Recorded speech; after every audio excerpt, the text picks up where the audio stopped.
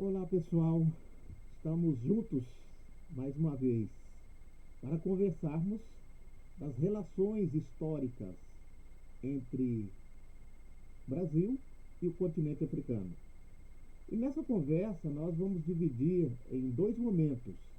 Um primeiro momento, a relação da sociedade civil com populações, países do continente africano. No segundo momento, nós trataremos das relações entre o Estado brasileiro e os estados africanos.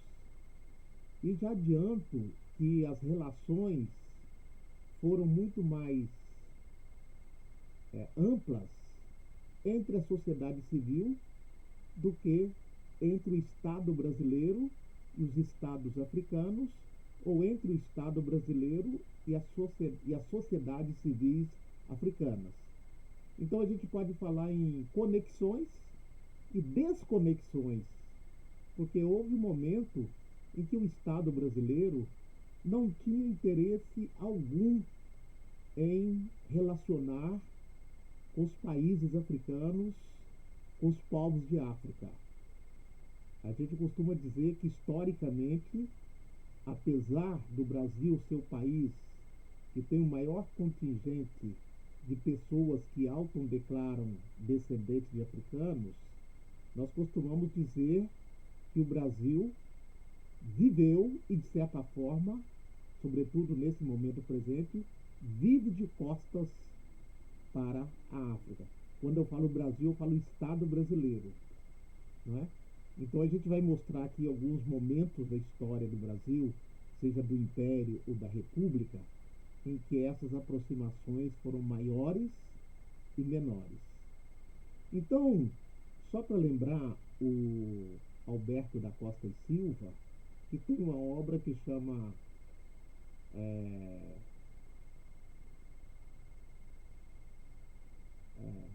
agora eu me esqueci o nome da obra, né?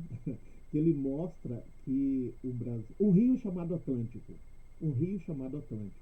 Nesse rio chamado Atlântico, ele mostra as aproximações entre África, o continente africano, e o Brasil. Mas bem antes dele, o Pierre Verger, né, que foi um francês, fotógrafo, antropólogo, pesquisador, Pierre Verger já tinha buscado essas relações, né, no momento anterior, escrito sobre isso, inclusive uma obra ainda muito pouco conhecida, né, do grande público, Fluxo e Refluxo, né, do tráfico de escravos entre o Golfo do Benin e a Baía de Todos os Santos, dos séculos 17 ao século 19.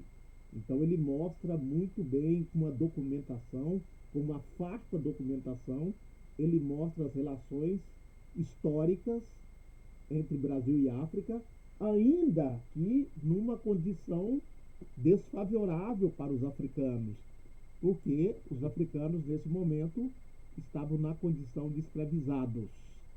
E ele mostra também alguns dos maiores traficantes brasileiros que estiveram em África, que se enriqueceram com o tráfico negreiro.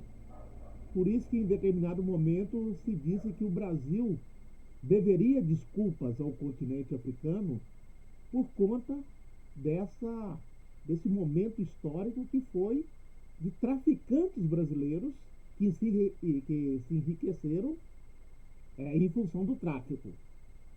Então, é, uma das fontes das nossas inquietações, da nossa pesquisa sobre essa relação, foram os jornais. Encontramos, por exemplo, um jornal do Recife, né, que, que descreveu o retorno de alguns africanos que, mesmo no período da escravidão, retornaram à África. Quem eram esses africanos ex-escravizados? Na verdade, foram aqueles que conseguiram mostrar juridicamente que eles foram embarcados de uma forma ilegal.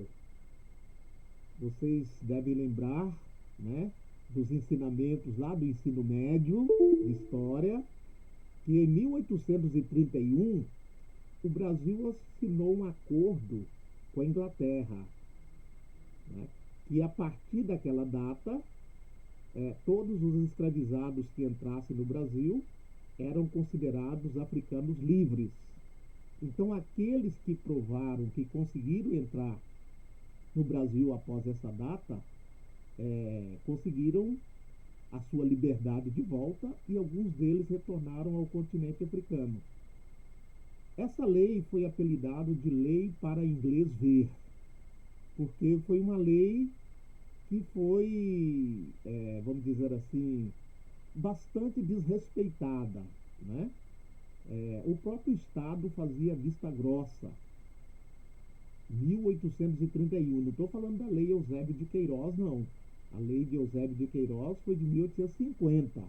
Então veja, todos aqueles que entraram no Brasil na condição de escravizados após a Lei de 1831 entraram de forma ilegal. Mesmo depois da Lei Eusébio de Queiroz, de 1850, continuaram desembarcando ilegalmente africanos aqui no Brasil. Então o jornal diz o seguinte: no vapor Cruzeiro do Sul, seguiram ontem de Pernambuco para a Bahia, donde partirão para a costa da África, porção de pretos e pretas africanos livres e todos da nação Mina, levando alguns filhos nascidos aqui, ao todo 49 pessoas. Ao embarque dessa gente no porto do Recife, compareceu quase toda a parceria, cantando e dançando ao som de atabaques. Na frente do séquito havia uma bandeira da sociedade que entre eles há. Compõe-se de 3 tiras horizontais, da mesma largura, 2 verdes nas extremidades e uma branca no centro. No início desta há uma figura de um calango, de cor verde, com a cabeça preta. E por baixo a palavra ajudar, empregada, que no nosso parecer, impropriamente em lugar de proteção em que deveria ser. Então veja, o redator dessa notícia está dizendo do retorno de africanos livres de Pernambuco para a Bahia, e da Bahia partiriam para a região de onde hoje é o Benin, né? A região ali da África Ocidental, conhecida genericamente como Costa da Mina.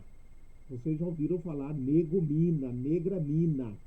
Eram denominados aqueles africanos que foram retirados dessa região, né? Então veja que havia também uma certa organização desses africanos livres.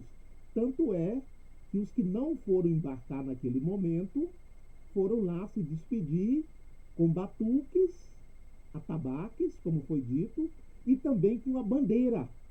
Ele descreveu a bandeira, e o símbolo da bandeira era um calango, né? Verde e de cabeça preta.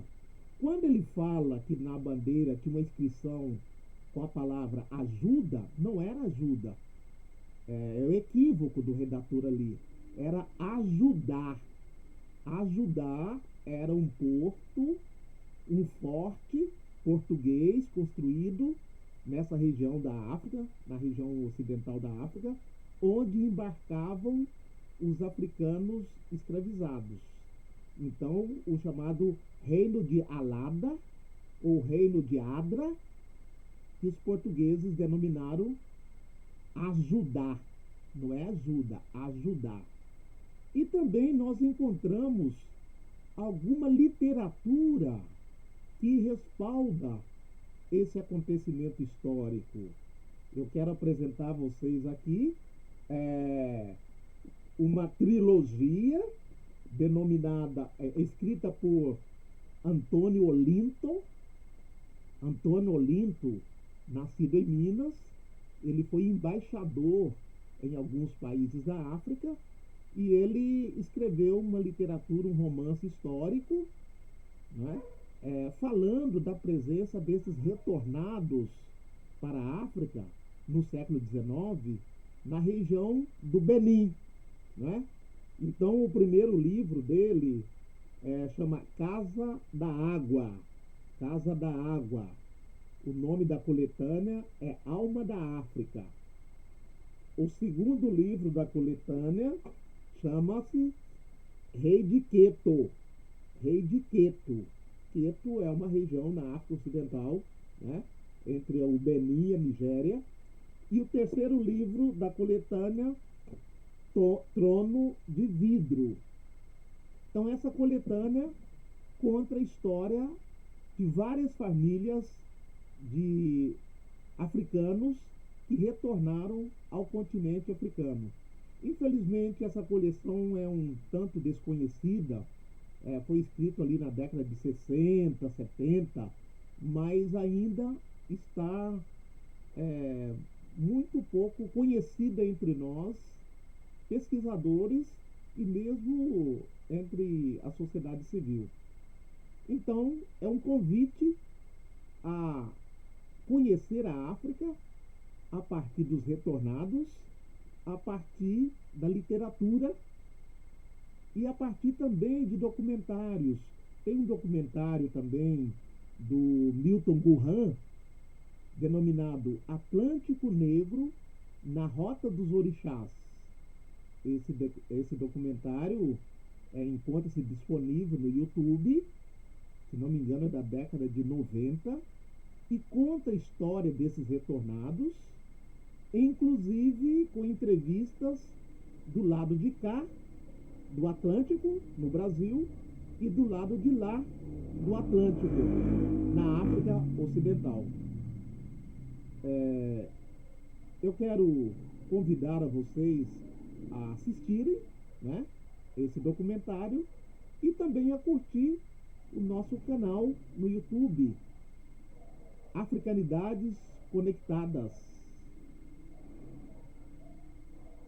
Dê lá um like e também dê a sua opinião acerca do que nós estamos apresentando ao longo desse canal. Até mais.